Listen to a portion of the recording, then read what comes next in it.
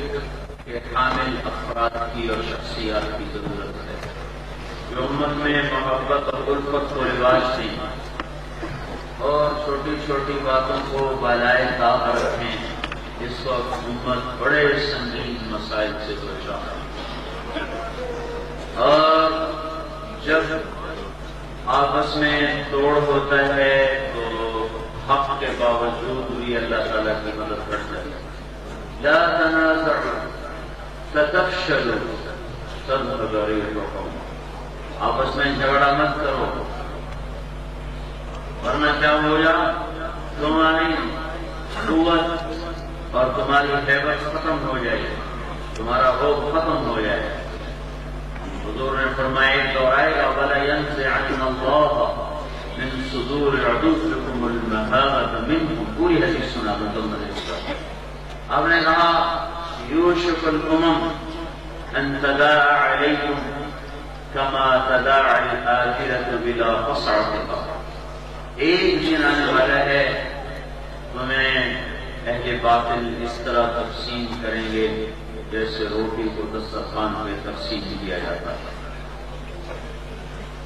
تو پوچھنے والے نے پوچھا اومن قلت نحن یومئذ یا رسول اللہ، یا رسول اللہ کیا ہم تھوڑے ہوں گے جو یہ ہوگا؟ قال لا، نہیں بل انتم یومئذ کثیر، تم بہت زیادہ ہو گئے، ولکنکم غثاء غصہ اس سے تم اس طرح ہو جاؤ گے، ایسے ہو جاؤ گے جیسے پانی پر چلنے والا خس و خاشاک اور تنکے ہوتے ہیں، پانی کے سامنے ان کی کوئی طاقت نہیں ہوتی۔ وَلَيَنزِعَنَّ اللَّهُ مِن صُدُورِ عَدُوِّكُمُ الْمَهَابَةَ مِنْكُمْ، اللہ تعالیٰ دشمن کے دل سے تمہارا روح نکال دے گا۔ جو آپ نے ارشاد فرمایا نصرت بالرعب مسیرۃ الشہر، آپ نے فرمایا میں جہاں ہوتا ہوں وہاں سے 1 مہینے کی مسافت تک میرا رعب چھا جاتا تھا۔ وہ آپ امت کی طرف منتقل فرما کر گئے، لیکن ایک وقت آئے گا جب آپ نے خود کہا رعب نکل جائے گا دشمن کے دل سے تمہارا۔ وَلَا يَقْذِفَنَّ فِي قُلُوبِكُمُ الْوَهْنَ، اور اللہ تمہارے دل میں وہن ڈال دے گا۔ پوچھا گیا یا رسول اللہ من وہن، وہن کیا ہے یا رسول اللہ؟ تو آپ نے ارشاد فرمایا حب الدنیا وکراہیۃ الموت، تمہیں دنیا سے پیار ہو جائے گا، موت سے نفرت ہو جائے گی، اللہ کی نظروں سے تمہیں قیمت گر جائے گی۔ تو میرے عزیزوں، میرے بھائیوں، میرے بزرگوں، اللہ تعالیٰ نے انسان کو یکساں مزاج پہ پیدا نہیں فرمایا، اختلاف کے رائے رہے گا، ناممکن ہے مٹ جانا۔ اس کے باوجود اللہ کا نبی جو کہہ رہا ہے وَالَّذِي وَاعْتَصِمُوا بِحَبْلِ اللَّهِ جَمِيعًا وَلَا تَفَرَّقُوا، اللہ کی رسی کو مضبوطی سے پکڑنا، آپس میں پھوٹ میں نہ مبتلا ہو جانا، اختلاف رائے کے باوجود محبت سے رہنے کا حکم دیا۔ اس وقت کا اصیل مرہم ہے جو امت میں وحدت پیدا ہو، جوڑ پیدا ہو۔ حضور صلی اللہ علیہ وسلم مبارک طریقہ لے کر آئے، وہ اگر زندہ ہو جائے تو بھائی وہ ساری امت شیر و شکر ہو سکے۔ آپ نے ارشاد فرمایا امرنی ربی بتسع، میرے رب نے مجھے 9 باتوں کا حکم دیا ہے۔ میں ساری سناتا ہوں لیکن اس میں سے میرے مضمون سے متعلق 3 میں 9 کی 9 کو سناتا ہوں کیونکہ ساری ہماری بڑی ہو۔ خشیت اللہ فی السر والعلانیہ، کیا میرے حبیب مجھ سے ڈرا کر خلوت میں بھی کلمت، کلمت العدل فی الغضب والرضا، ہر حال میں عدل کیا کر، چاہے غصہ ہو چاہے رضا، والقصد فی الفقر والغنى، ہر حال میں میانہ روی سے چلا کر، چاہے پیسہ ہو چاہے فقر، وَأَنْ أَصِلَ مَنْ قَطَعَنِي، یہ بات جو میں اس مفہوم سے متعلق ہے، جو مجھ سے توڑے میں اس سے جوڑوں، میرا رب مجھے یہ حکم ہے۔ وَأَنْ أُعْطِيَ مَنْ حَرَمَنِي، جو میرا حق مجھ سے چھین لے میں اس کا حق اس کے گھر جا کے پہنچاؤں. وَأَعْفُوَ عَنْ مَنْ ظَلَمَنِي، جو مجھ پر زیادتی کرے میں اس سے معاف کر دوں. یہ میرے رب نے مجھے حکم دیا ہے. وَأَنْ يَكُونَ نُطْقِي ذِكْرًا، بولوں تو اللہ کے ذکر کا، جیسے ابھی آپ نے اللہ کو یاد کیا، خوبصورت سر میں ایک آواز سنی. یہ اللہ کی آیات میں، اللہ کی ذات و صفات میں. وَأَنْ يَكُونَ نَظَرِي عِبْرًا، جب کبھی میری نظر اٹھے تو حرص و ہوس کی نہ اٹھے، عبرت کی وجہ میری نظر اٹھے. یہ آپ نے کہا میرے رب نے مجھے 9 باتوں کا حکم دیا. 3 باتیں، جو توڑے اس سے جوڑو، جو چھینے اس کو عطا کرو، جو زیادتی کرے معاف کرو. کیونکہ یہ چیپٹر بڑا مشکل، یہ مضمون بڑا مشکل. تو جب کوئی کام مشکل ہوتا ہے تو معاوضہ حکومت بھی بڑھاتی ہے، مل والے بھی بڑھاتے ہیں، زمیندار بھی بڑھاتا ہے، تاجر بھی بھائی زیادہ پیسے لے لو کام کر. تو زیادہ پیسے کے لالچ میں وہ کام کر جاتا ہے. کیونکہ یہ بڑا مشکل مضمون ہے. 100 رکعات نفل پڑھنے آسان ہے، اور جو سلام نہ کرے اسے سلام کرنا مشکل ہے. ہاں، گرمی کا روزہ رکھنا آسان، اور جو منہ موڑے اس کو سلام کرنا مشکل. یہ بڑا مشکل مضمون ہے. تو اس پر اللہ کے نبی نے موقع بڑھایا. کَأَنَا زَعِيمٌ بِبَيْتٍ فِي أَعْلَى الْجَنَّةِ لِمَنْ حَسُنَ خُلُقُهُ. آپ نے کہا میں ضمانت دیتا ہوں، میری گارنٹی لے لو، تم یہ 3 باتیں پیدا کر دو، جنت الفردوس میں میں گھر لے کے دے دوں. مجھ سے چاہیے جنت الفردوس کے گھر کا وعدہ تہجد پہ نہیں کیا، نماز پہ نہیں کیا، روزے پہ نہیں کیا، حج پہ نہیں کیا، جہاد پہ نہیں کیا. کہا میں ضامن، ضعیم کہا میں ضامن ہوں کہ تم یہ 3 باتیں پیدا کرو، اپنے اخلاق بلند کرو، میں تمہیں جنت الفردوس میں خود گھر لے کر.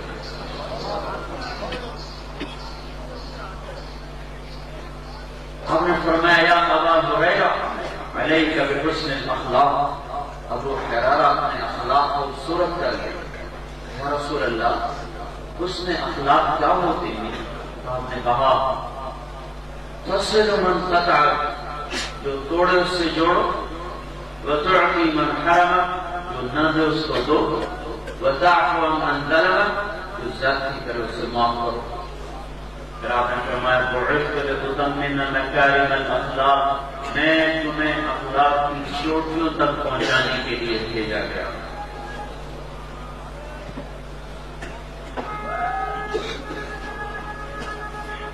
اس وقت امت کو ضرورت ہے کہ حضور صلی اللہ علیہ وسلم کے اس مبارک فرمان پر جڑ کے چلے، شیر و شکر ہو کے چلے.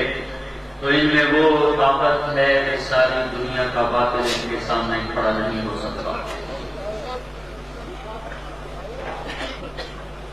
ایک صحابی آئے، آپ کے سامنے بیٹھے.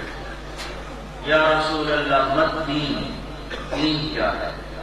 آپ نے فرمایا حسن الاخلاق، اچھے اخلاق. وہ یہاں سے اٹھا اور ادھر آ کے بیٹھا. یا رسول اللہ مت دین، دین کیا ہے؟ آپ نے کہا حسن الاخلاق، اچھے اخلاق. وہ یہاں سے اٹھا ادھر آ کے بیٹھا. یا رسول اللہ مت دین، دین کیا ہے؟ آپ نے کہا حسن الاخلاق، اچھے اخلاق. پھر وہ کوئی بڑا ہی تگڑا تھا، ادھر سے اٹھا پیچھے جا کر بیٹھا. یا رسول اللہ مت دین، دین کیا ہے؟ آپ نے کہا بھائی تم کب سمجھے گا؟ 3 دفعہ تو بشک بتا چکا ہوں. وَهُوَ أَلَّا تَغْضَبْ، دین یہ ہے کہ غصہ کرنا چھوڑ دو. حسن اخلاق. 4 دفعہ سوال، ایک ہی جواب، اخلاق اخلاق اخلاق. فَاعْفُوا وَاصْفَحُوا، نبی کہتا ہے معاف کرو، درگزر کرو. فَاعْفُوا وَاصْفَحُوا، معاف کرو، درگزر کرو. اس میں جو طاقت چھپی ہوئی ہے ساری دنیا کے ایٹم میں وہ طاقت نہیں جو وحدت حکومت میں طاقت ہے۔ اللہ کا غیبی نظام صاف ہو جاتا ہے، اللہ کی غیبی مددیں صاف ہو جاتی ہیں۔ تو میرے بھائیوں، اللہ سے دعا کرو اللہ ہمارے دلوں کو جوڑ دے اور اللہ ہمیں وسعت عزت عطا فرمائے۔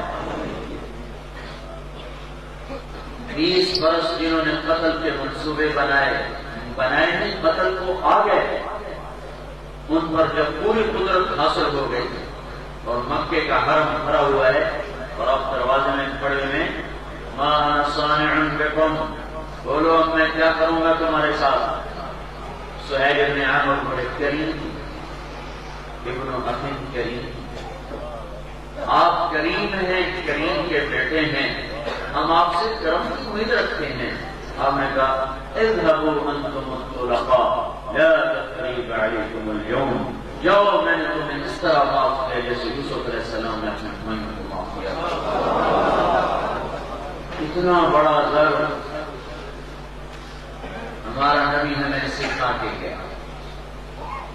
تو ہماری دنیا اور آخرت کی کامیابی اس جہان کی اس جہان، حضرت محمد صلی اللہ تبارک و تعالی علیہ وسلم کے بتائے ہوئی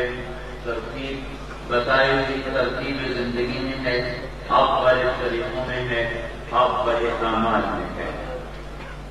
اللہ تعالیٰ نے انبیاء علیہ السلام کو بھیجا انسانی تربیت کے لیے، ان کا سلسلہ حضرت محمد صلی اللہ علیہ وسلم پر ختم۔ اب خاتم الانبیاء بن کر ہے، سارے عالم کے لیے رحمت، ہادی، کامل و اکمل۔ پیدا ہوتے ہی ادھر دنیا میں قدم رکھا، سب سے نرالی پیدائش۔ بچہ جب باہر آتا ہے تو اس کی ناک آنکھ سے جڑی ہوتی ہے، پھر اس کو کاٹا جاتا ہے، پھر وہ ختنہ باہر آ کر کیا جاتا ہے، پھر وہ زندگی میں بکھرا ہوتا ہے، اسے کھویا جاتا ہے۔ ہمارے نبی پاک صلی اللہ علیہ وسلم نے جب دنیا کو شرف بخشا اپنی آمد کے ساتھ، تو ولد مقطوع السرہ، آپ باہر آئے تو ناک کٹی ہوئی تھی، آپ باہر آئے تو ختنہ ہوا پڑا تھا، آپ باہر آئے تو دھلے دھلائے آئے جیسے لیکن اندر سے دھو کے باہر گئے تھے۔ اور ادھر آپ نے قدم رکھا اور ادھر ایران کے بادشاہ کے دربار میں 1000 سال سے آگ جل رہی تھی، وہ ایک دم بجھ گئی، اور 14 بڑے بڑے برج تھے جس کو قصر ابیس کہا جاتا تھا، وہ دھڑام سے زمین پہ ٹوٹ کے گئے، اور ساری دنیا کے بت زمین پہ جا گئے اور تخت الٹ گئے، بت زمین پر تخت الٹ گئے، اور ایک سمندر کی مچھلیوں نے دوسرے سمندر کی مچھلیوں کو جا کر مبارک دی کہ وہ جہان کا سردار آ گیا۔ جس کی آمد پر سمندر تک محسوس کر گئے، سمندر کی مچھلیاں محسوس کر گئی، وہ کیسی عظیم شان والا نبی تھا۔ اور آپ کے طفیل اللہ نے اس سال پوری دھرتی پر ہر عورت جس نے بچہ دیا اسے بیٹا دیا، بیٹی نہ ہوئی۔ اس پورے سال 12 سے 12 تک سب کو اللہ نے بیٹے عطا فرمائے، کسی کو بیٹی نہیں ہوئی، سب کو بیٹے عطا فرمائے۔ اما آمنہ حیران نہیں کہ کیسے لال ہے، بچے تو بڑے پیدا ہوئے پر یہ کیسا پیدا ہوا ہے؟ چمک، روشنی، اسی حیرت میں گود میں لیا، ایک دم پورا کمرہ بادل سے بھر گیا، دھوئیں کی طرح ایک ابر آیا، وغشیت وغیبت، وہ بادل ایک دم بچے پر چھایا اور حضرت آمنہ کو یوں لگا کہ بچہ گود میں کوئی، اور بادل کے اندر سے آواز آئی طوفوا بہ مشارق الارض ومغاربہا، اس بچے کو مشرق پھراؤ مغرب پھراؤ، شمال پھراؤ، جنوب پھراؤ. کس لیے؟ لِيَعْرَفُوا بِاسْمِهِ وَنَعْتِهِ وَصُورَتِهِ، سارے جہان کو پتہ چل جائے یہ ہے سردار، یہ ہے دولہا، یہ ہے بارات کا دولہا، یہ ہے میرے محفل، میرے مجلس، میرے کاروان، تاکہ جہان جانے کہ یہ ہے اس کا نام، اس کی ذات، اس کی صفات. وَآتُوهُ خُلُقَ آدَمَ، اس سے آدم علیہ السلام کے اخلاق ومعرفت شیخ، یہ معاملہ سن نہیں آواز، اور اسے شیخ علیہ السلام کی معرفت وشجاعت نوح، انہیں نوح علیہ السلام کی شجاعت وخلت ابراہیم، انہیں ابراہیم علیہ السلام کی دوستی دو، واستسلام اسماعیل، انہیں اسماعیل علیہ السلام کی قربانی دو، وفصاحت صالح، انہیں صالح علیہ السلام کی فصاحت دو، وحکمت لوط، انہیں لوط علیہ السلام کی حکمت دو، ورضا اسحاق، انہیں اسحاق علیہ السلام کی رضا دو، وبشرى یعقوب، انہیں یعقوب علیہ السلام کی بشارت دو، وجمال یوسف، اور یوسف علیہ السلام کا حسن دو، وشدت موسیٰ، موسیٰ علیہ السلام کی پختگی دو، وجہاد یوشع، یوشع علیہ السلام کا جہاد دو، وحب دانیال، دانیال علیہ السلام کی محبت دو، ووقار الیاس، الیاس علیہ السلام کا وقار دو، وقلب ایوب، ایوب علیہ السلام کا دل دو، ولحن داؤد، داؤد علیہ السلام کی شیریں زبان دو، وطاعت یونس، یونس علیہ السلام کی اطاعت دو، وعصمت یحییٰ، یحییٰ علیہ السلام کی پاک دامنی دو، وزہد عیسیٰ، عیسیٰ علیہ السلام کا زہد دو، وَأَغْمَسُوهُ فِي أَخْلَاقِ النَّبِيِّينَ، اور تمام انبیاء کے اخلاق اس بچے کے اندر اتار دو.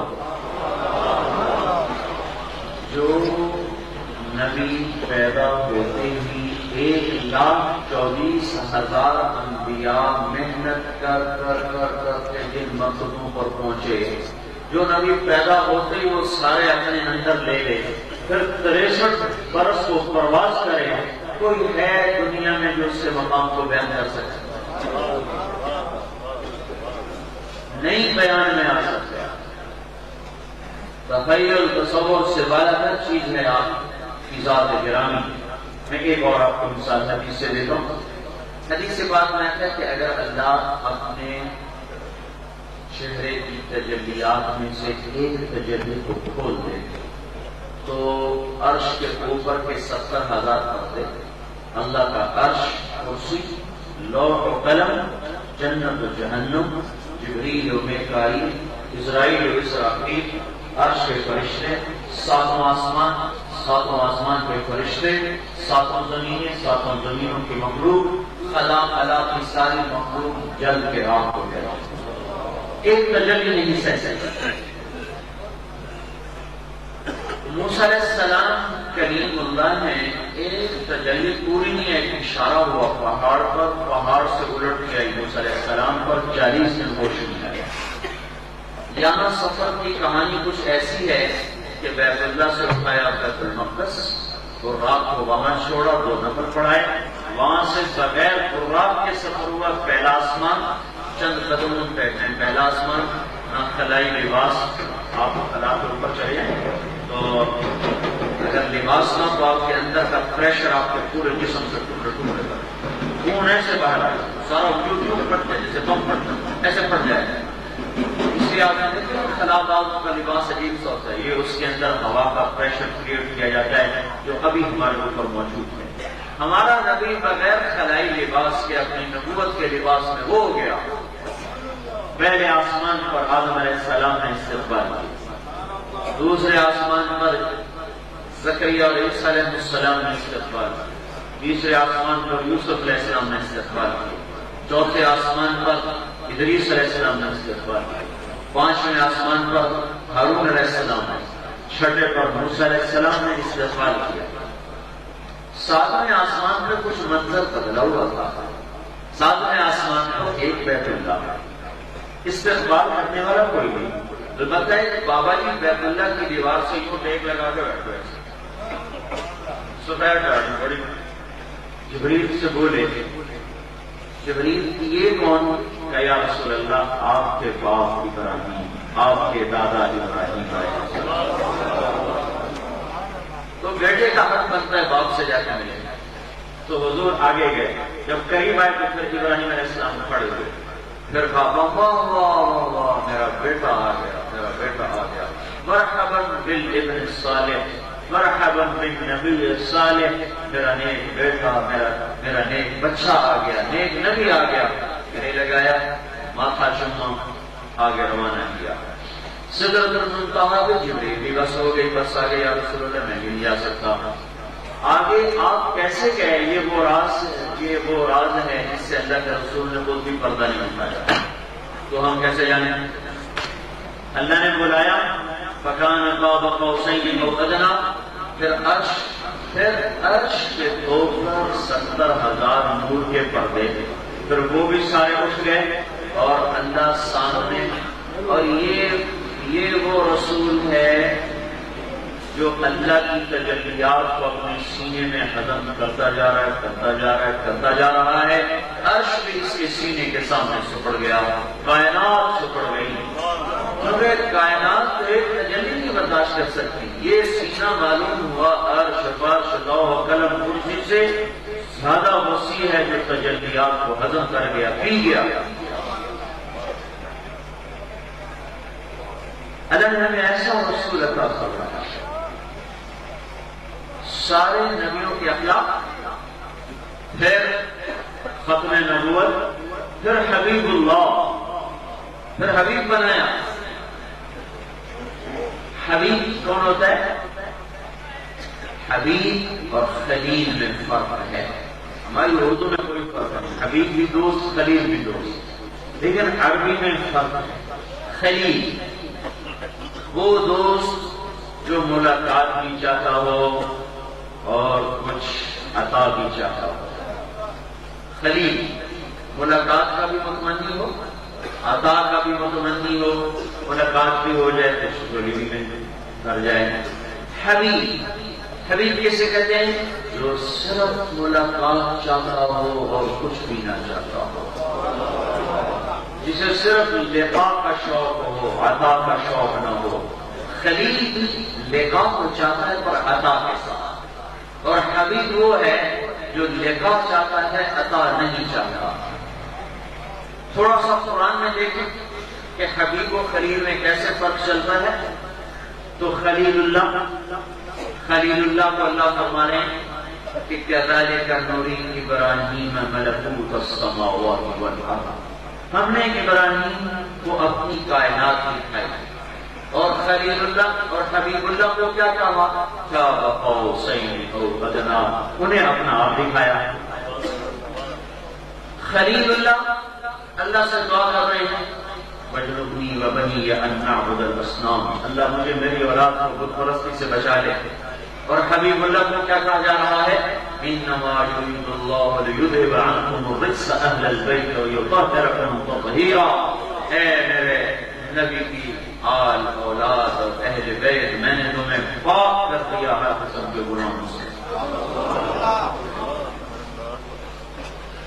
ابراہیم علیہ السلام دعا کر رہے ہیں وَجَعَلْنِي مِن وَرَثَةِ جَنَّةِ النَّعِيمِ، یا اللہ مجھے جنت دینا، یا اللہ مجھے جنت دینا۔ اور حبیب اللہ کو کیا کہا جا رہا ہے؟ اِنَّا أَعْطَيْنَاكَ الْكَوْثَرَ، میں نے آپ کو جنت دے دی۔ حالانکہ وہ دینی تھی نا، تو دنیا میں ہے تو جاتے تو ملتی، تو مضارع کا صیغہ استعمال ہونا چاہیے، مستقبل کا صیغہ۔ ہم اِنَّا نُعْطِيكَ، ہم آپ کو دیں گے جنت۔ نہیں، یہ کام ہو گیا۔ اِنَّا أَعْطَيْنَاكَ، ہم نے آپ کو الکوثر دے دی، جنت دے دی۔ تھوڑا سا کریم اللہ کا بھی بتا دیں۔ کریم اللہ سے کہہ رہے ہیں رب اشرح لی صدری، اللہ میرا سینہ کھول دے۔ اللہ نے کھول دیا۔ حبیب اللہ کو کہا جا رہا ہے الم نشرح لک صدرک، ہم نے آپ کا سینہ کھول دیا۔ کلیم نے مانگا تو ملا، حبیب کو بن مانگے مل گیا۔ کریم اللہ کو بلایا گیا، آؤ ہماری ملاقات کو، تو وہ آئے توڑے ہوئے، جب آئے طور پر دوڑے ہوئے، اللہ نے پوچھا ما اعجلك عن قومك یا موسیٰ، موسیٰ تم جلدی کیوں آئے، دوڑ کے کیوں آئے؟ تو عرض کی عجلت الیک رب لترضى، یا اللہ مالک بلائے نوکر دوڑ کے آئے تو اس میں مالک خوش ہوتا ہے، تو میں اس لیے دوڑ کے آیا کہ تو خوش ہو جائے، تو راضی ہو جائے، تیری رضا میں دوڑ کے آیا۔ حبیب اللہ کو کیا کہا جا رہا ہے؟ ساری پڑھو، والضحى واللیل اذا سجا، تیرے روشن چہرے کی قسم، تیری بکھری زلفوں کی قسم، ما ودعك ربك وما قلى، نہ میں نے تمہیں چھوڑا نہ میں تم پہ ناراض، وللآخرة خیر لك من الأولى، آخرت تیرے لیے دنیا سے اعلیٰ، ولسوف يعطيك ربك فترضى، میں تمہیں اتنا دوں گا کہ تو راضی ہو جائے۔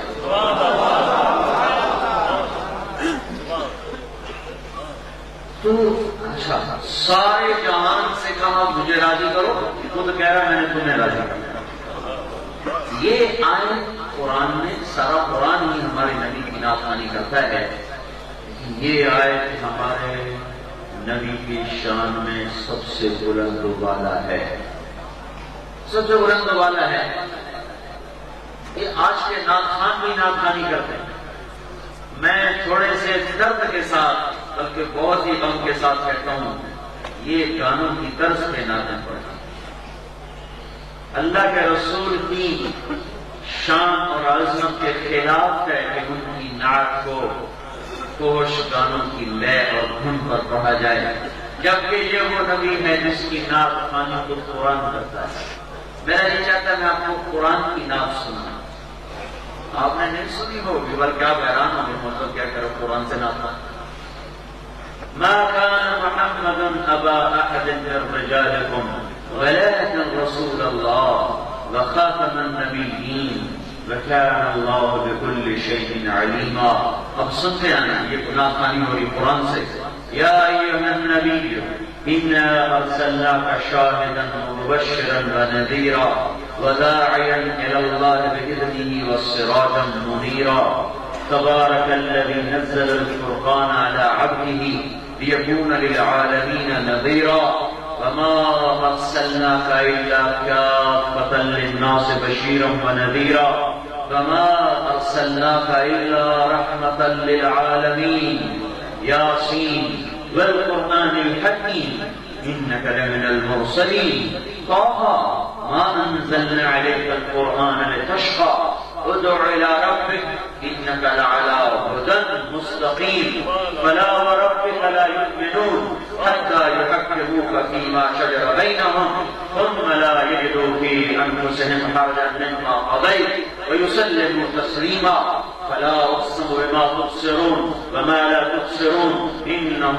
لقول رسول كريم، والنجم إذا هوى ما ضل صاحبكم وما غوى وما ينطق عن الهوى إن هو إلا وحي يوحى، علمه شديد القوى ذو مرة فاستوى هو بالأفق الأعلى ثم دنا فتدلى فكان قاب قوسين أو أدنى، والضحى والليل إذا سجى ما ودعك ربك وما قلى، وللآخرة خير لك من الأولى ولسوف يعطيك ربك فترضى، ألم نشرح لك صدرك ووضعنا عنك وزرك الذي أنقض ظهرك ورفعنا لك ذكرك إنا أعطيناك الكوثر فصل لربك وانحر إن شانئك هو الأبتر۔ یہ ساری نعت خوانی قرآن قرآن نعت بیان کر رہا ہے ہمارے نبی کی، تو اس کی کون نعت پڑھ سکتا ہے؟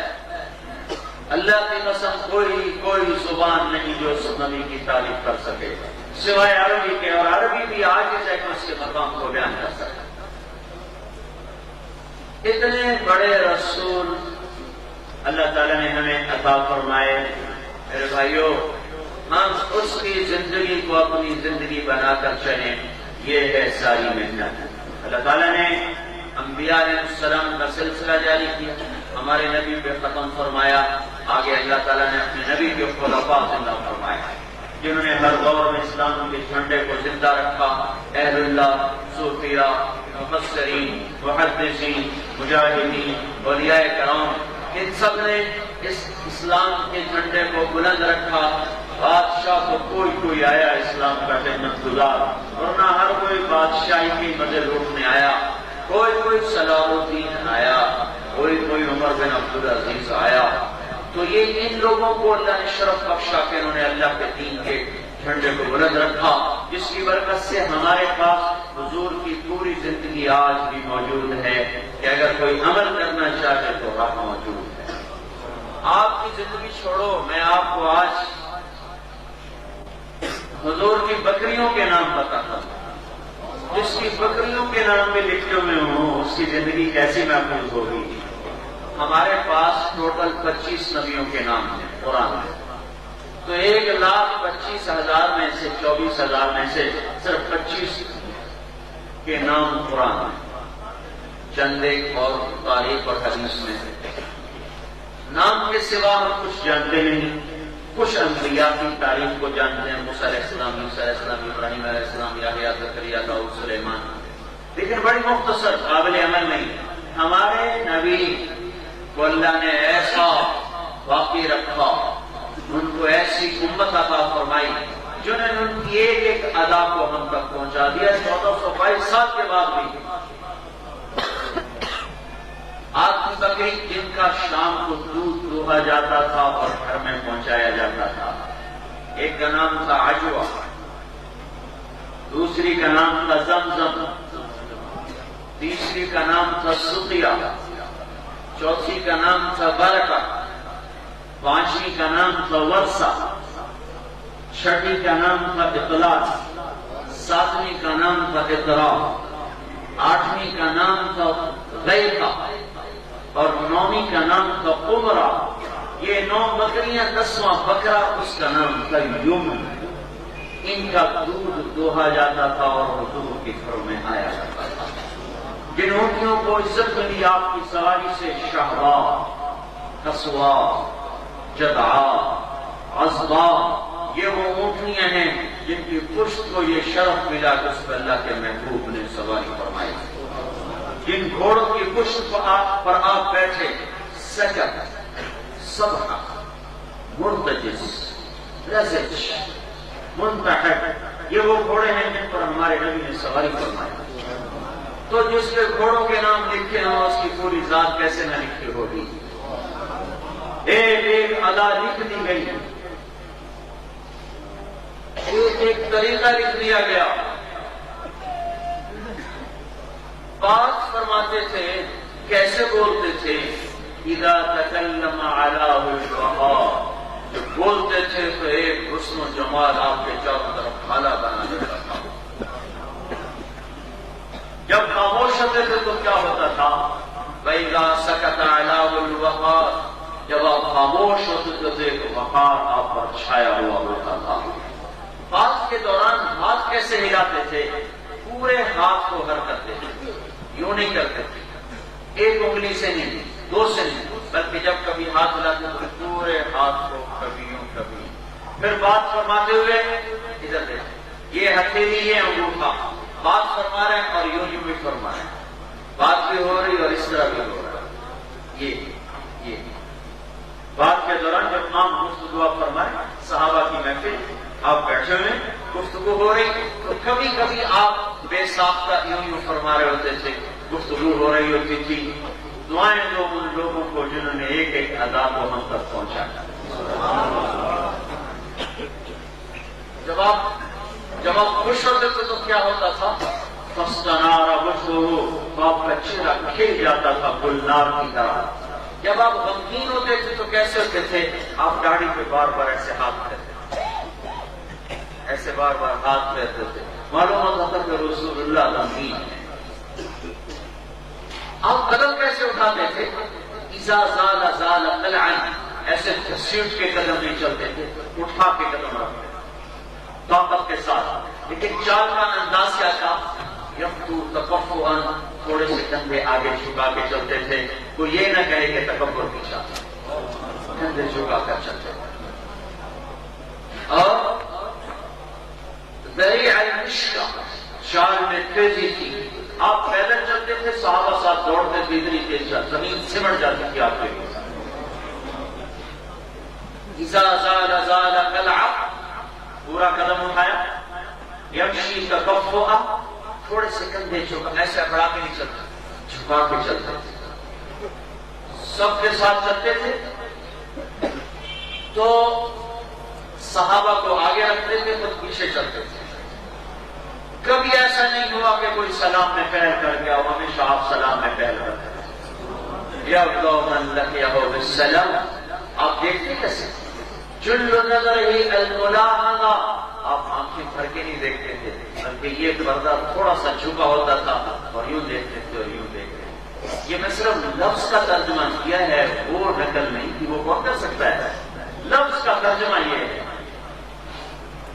اس طرح دیکھیں، حیا کی وجہ سے آپ مردوں میں بھی نظر نہیں اٹھاتے تھے۔ ہم نے کیا کیا، نظروں کو کہاں سے کہاں تک پہنچا دیا، کسی کی بیٹی میں پوچھنا نہیں ہماری آنکھوں سے نظر جھکاتے تھے۔ مسکراتے کیسے تھے؟ منہ کھول کے نہیں، آواز سے نہیں، بلکہ جب آپ مسکراتے بس ہونٹ کھلتے اور دانت تھوڑے سے باہر ہوتے، اور جب دانت باہر ہوتے تو یوں لگتا تھا براقت بنایا، جیسے دانتوں سے بجلیاں چمک کے باہر آ رہی ہیں۔ مثل حب القمر، یوں لگتا تھا جیسے بادل پھٹا، اس میں سے اولے برسنے شروع ہو گئے۔ سفید عن مثل لؤلؤ المنضود، آپ کے دانت ایسے جیسے موتیوں کی پروئی ہوئی لڑیاں۔ جب کسی کی طرف توجہ فرماتے تھے تو کیسے فرماتے تھے؟ ادھر کسی نے بلایا یا رسول اللہ تو آپ ایسے نہیں دیکھتے، ادھر کسی نے بلایا یا رسول اللہ تو آپ ایسے نہیں دیکھتے، یہاں کسی نے بلایا، ہماری تو یہی عادت ہے، کہے گا طارق زمین میں ہمیں، ادھر کوئی کہے گا طارق زمین میں ہمیں، لیکن ہمارا نبی کا طریقہ ہے، جب آپ کو کوئی بلاتا ادھر سے یا رسول اللہ تو پہلے پورا یوں ہوتے، سارا سینہ اس کو دیتے، پھر کہتے ہیں فرماؤ کیا کہنا ہے۔ ادھر سے کوئی بلاتا یا رسول اللہ تو پہلے یوں کرتا، سارا ادھر ہوگا وہ لوگ کیا فرماتا، اس طرح ساری توجہ اس کو عنایت فرماتے تھے۔ آپ اپنے قد میں کیسے تھے؟ اطول من المربوع واقصر من المشرب، آپ کا قد نہ زیادہ لمبا تھا نہ زیادہ چھوٹا تھا، لیکن آپ کا ایک معجزہ عجیب تھا۔ جب آپ میدان میں، جب آپ لوگوں کے ساتھ چلتے تھے تو لمبے قد والے بھی، چھوٹے قد والے بھی، درمیانی قد والے بھی، ان میں عباس، میرا میں نہیں پڑھا نہیں لیکن اتنا تو ضرور لکھا ہوا ہے کہ جب حضرت عباس گھوڑے پہ سوار ہوتے تھے تو ان کے پاؤں زمین پہ لگ جاتے تھے، اتنا لمبا قد، لہذا وہ اونٹ پہ سوار ہوتے۔ حضرت عباس ہمارے نبی کے چچا گھوڑے پہ سوار ہیں، پاؤں زمین پہ، اتنا قد، تقریباً میرے خیال میں ان کا قد 9 فٹ کے قریب ہونا چاہیے، 9-10 فٹ کے قریب ہونا چاہیے۔ لیکن جب ہمارے نبی کے ساتھ چلتے تھے تو ہمارے نبی کا قد اونچا ہو جاتا تھا، عباس کا نیچا ہو جاتا تھا۔ لاکھوں کا مجمع، بڑے قد والے بھی، درمیانی قد والے بھی، لیکن ہمارے نبی پاک صلی اللہ علیہ وسلم پورے مجمع میں بلند نظر آتے تھے۔ کیا آپ کا معجزہ تھا؟ لیکن ویسے قد درمیانہ، وسیم قسیم، حسن کا بیکر، جمال و جلال مشتمل تھا۔ جلال ہو تو جمال نہیں ہوتا، اور جمال ہو تو جلال نہیں ہوتا، آپ دونوں کا بیکر تھا، جلال و جمال کا امتزاج تھا۔ آپ کا سر مبارک کیسا تھا؟ عظیم الہامہ، یہ میں سب آپ کو حدیث پاک سے الفاظ نکال کے دے رہا ہوں، اپنی طرف سے عربی بڑھ کے نہیں دے رہا ہوں، کہیں آپ نہ بولیں یہاں پر کوئی بڑی بات ہے۔ تو آپ کا سر مبارک کیسا تھا؟ عظیم، اور اس کی روایت کرنے والے کون ہیں؟ امام حسن اس کے علاوہ گھر کی روایت ہے۔ عظیم الہامہ، سر بڑا، بال کیسے؟ رجل الشعر، گھنگریالے بال، کہاں تک؟ کان کی لو تک، بڑھاتے تھے تو گردن تک، اس سے آگے نہیں جاتے تھے۔ کبھی گئے تو سفر میں گئے ورنہ کان کی لو تک اور یہاں تک، کبھی مانگ نکلی ہوتی تھی کبھی نہیں نکلی ہوتی تھی، دونوں طرح ہوتا تھا، کبھی نکلی ہوتی تھی کبھی نہیں نکلی ہوتی تھی۔ پھر نیچے آ جائیں، ماتھا کیسا تھا؟ واسع الجبین، کشادہ پیشانی. اور نیچے آ جائیں، یہ ابرو کیسے تھے؟ ازج الحواجب، کمان کی طرح گول اور لمبے اور خوبصورت اور تراشے ہوئے آپ کے ابرو. من غیر کرنے، یہاں بال نہیں تھے، یہاں بال نہیں تھے. یہاں ایک رگ تھی جو عام حالات میں نظر نہیں آتی تھی، لیکن جب آپ کو غصہ ہوتا تھا تو یہ رگ ابھر کے باہر نظر آتی تھی. نہ پتہ چلتا تھا اللہ کا رسول جلال میں ہے. آپ کا نام کیسا تھا؟ احسن العینین، یہ جگہ اٹھی ہوئی، اگلی جگہ باریک، متوازی، خوبصورت، بلند ناک، لہو نور یعلوہ، یہاں ایک نور کا حالہ بنا ہے. آپ کی آنکھیں کیسی تھی؟ احور،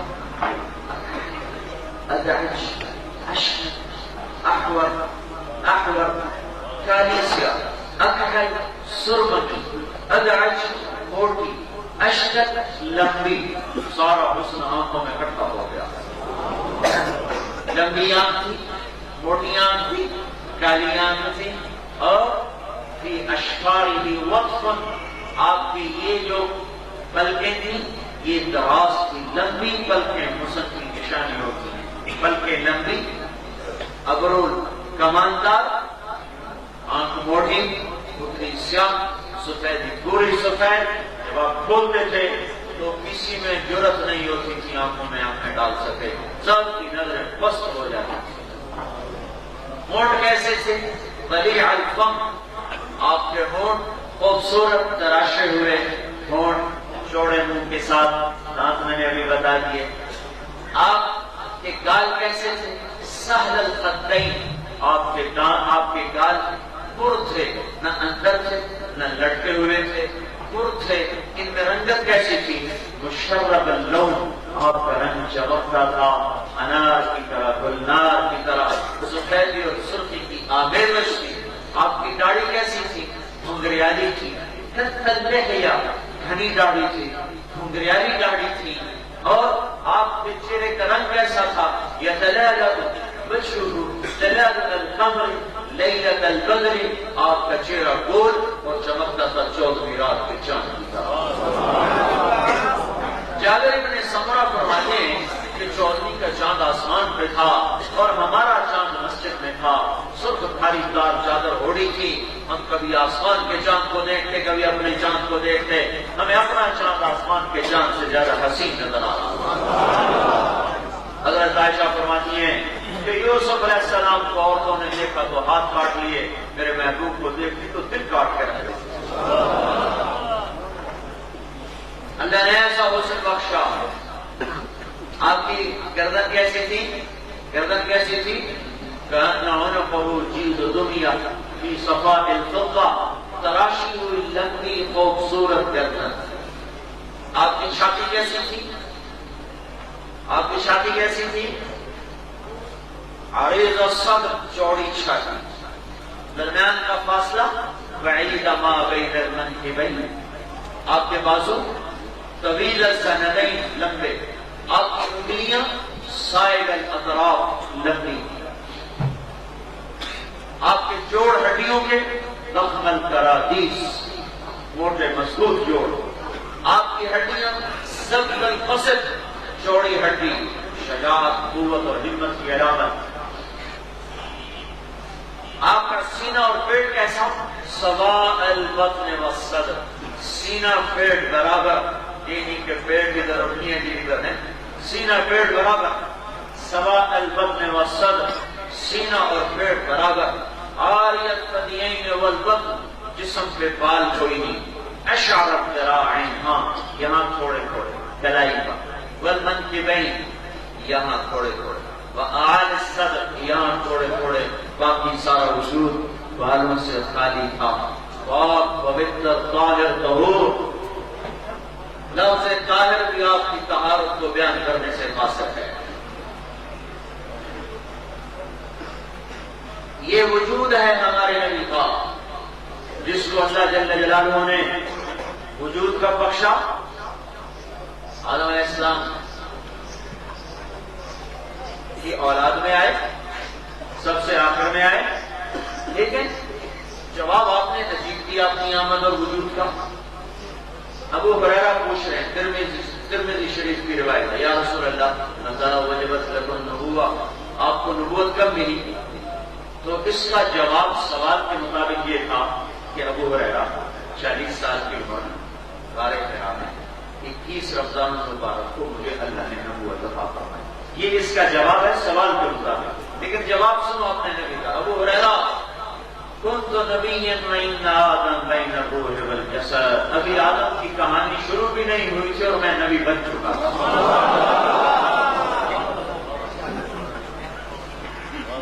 بھائیو، جس محبوب کی ایک ایک ادا اس طرح لکھی پڑی ہو، پھر اس کے طریقے چھوڑ کر غیروں کے طریقوں پہ چلنا، تو ہمیں راہ کیسے ملے، ہمیں منزل کیسے ملے، ہمیں راستہ کیسے ملے؟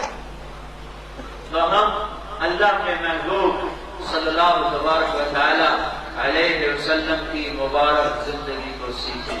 گزارش ہے کہ یہ تصور کا سلسلہ یہ بھی اللہ اس کے رسول سے ملنے کی محنت ہے۔ تصور پابندیوں کا نام ہے، دین سارا سراسر پابندی ہے، کامل سے کامل کیوں نہ ہو، طلب کوئی نہیں تو فائدہ کہاں سے ہو؟ طلب صادق شرط ہے، تب جا کر فیض منتقل ہوتا ہے۔ ابو لہب تو چچا ہے لیکن طلب نہیں ہے، اتنے بڑے نبوت کے سورج سے فیض نہیں مل سکا، اور بلال حبشی باہر سے آیا ہوا ہے، طلب کی فیض ملا۔ سلمان کو کہاں ایران سے دوڑا ہوا آ رہا ہے، کانپتا کانپتا 250 سال کی عمر میں ہدایت مل رہی ہے۔ جس کے اندر طلب ہوگی اور محنت ہوگی، اللہ کا نظام ہے کہ پھر فیض منتقل ہوتا ہے۔ دیکھو بھائیو، دانے کے اگنے کی 2 شرطیں ہیں، دانے میں مغز بھی ہو اور زمین میں قوت کے اگانے کی طاقت بھی ہو۔ یہ زمین بنجر ہو تو دانا کیا کرے، اور دانا کھوکھرا ہو تو زمین کیا کرے؟ تو اگر مرید میں طلب نہ ہو تو شیخ کیا کرے؟ وہ پکڑ کے تو لے کے چل نہیں سکتا، تو بتاتا ہے یہ کر، یہ نہ کر، یہ کر، یہ نہ کر، جو کرے گا پا جائے۔ ایک چیزیں خود بخود چیزیں نشد، ایش آن خنجرے تیرے نشد، ایش حلوائی نشد اسکار، تا غلام شکر ریزے نشد، مولوی ہرگز نشد مولا روم، تا غلام شمس تبریزے نشد۔ مولانا روم مسجد میں حوض کے کنارے بیٹھ کے سبق پڑھا رہا ہے، کتابوں کا ڈھیر رکھا ہوا، شمس تبریز آ گئی۔ مولانا روم سے کہنے کے 3 چیز، یہ کیا ہے؟ مولانا نے بڑے عجب میں کہا، کہ تو نمی جانی، یہ وہ ہے کہ تیرے جیسے جاہل نہیں جانتا۔ تو وہ آگے بڑھے، ساری کتابیں اٹھا کے حوض میں پھینک دی، مگر تیرا بڑا غرق ہو جائے، تیرا ستیہ ناش ہو جائے، تو کوئی پریس تھوڑا کہ دوسری خرید نہیں ہے، اور تو نے میری ساری زندگی کی کمائی برباد کر دی، تو نے میری لٹیا ڈبو دی۔ وہ مسکراتے ہیں، جب ان کا غصہ ٹھنڈا ہو تو حوض میں اترے، ساری کتابیں خشک نکال کے باہر آئی، اور نہ روم کہنے کے این چیز تو ان کا آس کے تو نمی لانے۔ بس پھر مولوی مولانا روم بن گئے، پھر مثنوی کو وجود ملا جو آج تک فیض کا ذریعہ بن رہی ہے۔ تصوف کی چاشنی مکمل نہیں ہوتی مثنوی کو پڑھے بغیر۔ تو میں نے آپ کا بہت وقت لے لیا،